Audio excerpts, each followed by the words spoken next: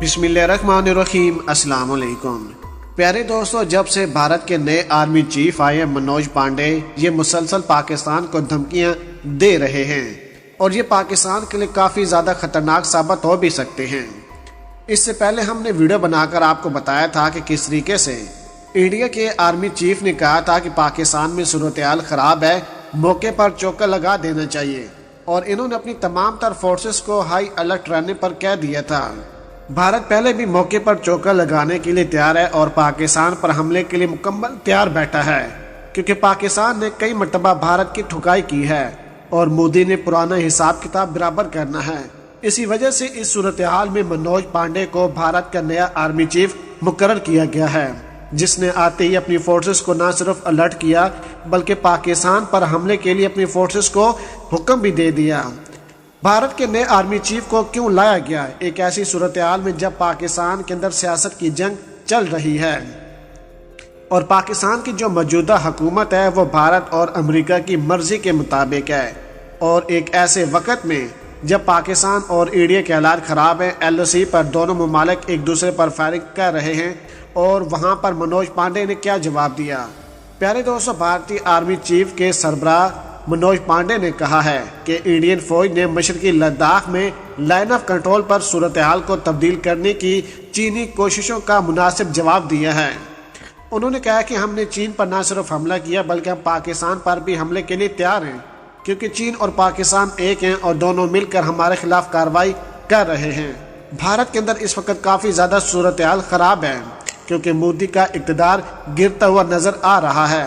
अपने इक़्तिदार को बचाने के लिए और अपनी फौजी ताकत को बढ़ाने के लिए नरेंद्र मोदी ने अचानक नया आर्मी चीफ लाया है। तमाम तफसीलात आपके सामने रखेंगे, लेकिन वीडियो को आगे बढ़ाने से पहले हमारे चैनल को सब्सक्राइब करें और हमारी वीडियो को हर जगह पर शेयर करें, ताकि न्यूज़ से रिलेटेड जब भी हम कोई वीडियो अपलोड करें वो सबसे पहले आप अहबाब को मिल सके। सबसे पहले तो हम आपको बताएंगे कि जनरल मनोज पांडे इंडियन फौज के 29वीं सरबराह मुकर्रर हुए हैं। जनरल पांडे ने कहा कि हमारे मुखालिफ की जानब से मौजूदा सूरत हाल को तब्दील करने के लिए यकतरफा और इश्तियाल अंगेज कार्रवाई की गई, जिसका मेरे ख्याल में मुनासिब जवाब दिया गया है।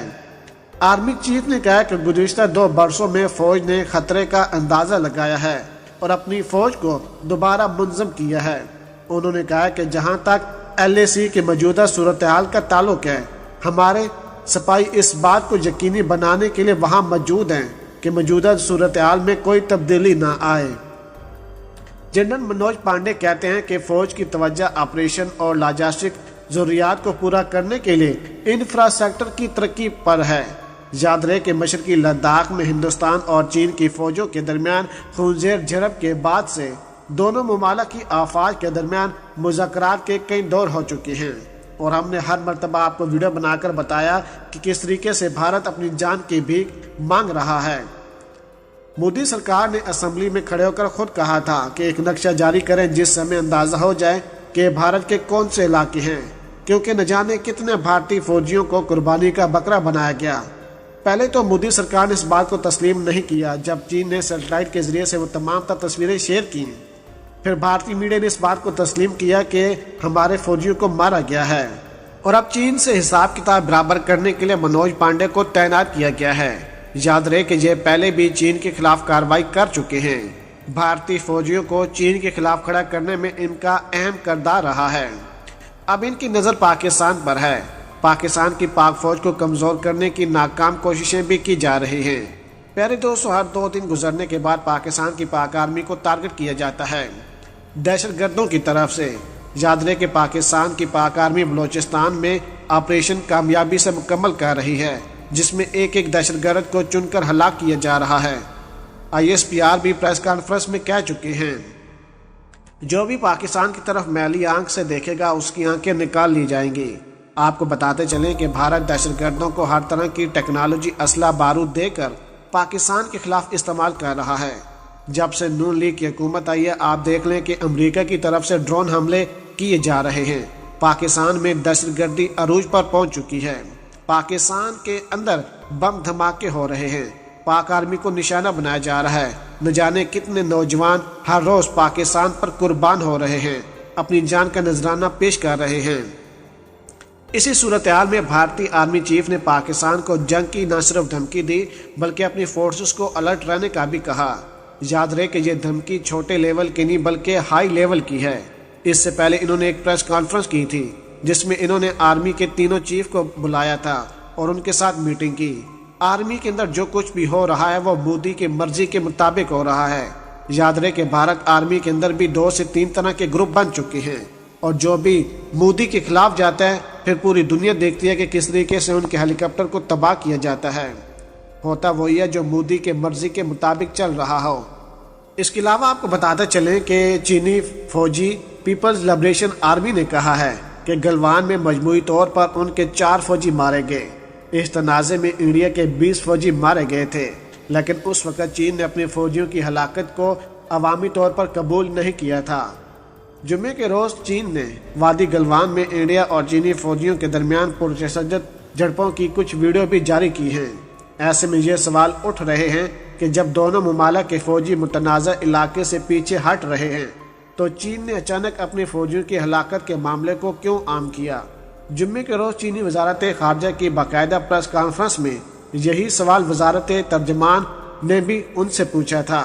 اس سوال کے جواب میں چینی وزارت خارجہ نے کہا، وزارت دفاع نے سرحد پر ہونے والے تنازع میں چینی موساد کے افسران اور فوجیوں کی بہادری کے متعلق سوالات کے جواب دیے ہیں۔